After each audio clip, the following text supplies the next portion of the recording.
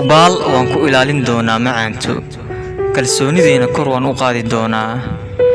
axdiyo amar waan wadaagi doonaa xiise iyo xubbi jecel waan dhaxli doonaa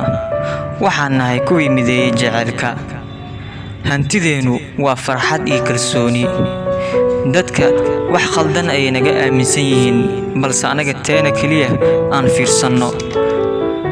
waxaan nahay kuwii jecelka afduubtay suurtagal aysan ahayn in cid kale ay soo badbaadiso jecelkeenu waa mid adag oo shuruudo badan leh aan gacanta isqabsanno kadib aan isweheshanno run ahaantii aniga waa garabkaaga oo aad ku kalsoon tahay run ahaantii si dhab aan ku jeclahay waan huwa adigana inaad i jeceshahay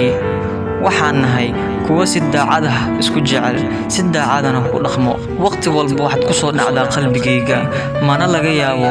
inaan kaa tirtiro qalbigayga ama wax yar ka mid ah maxaa yeelay si dhab ayaan ku jeclahay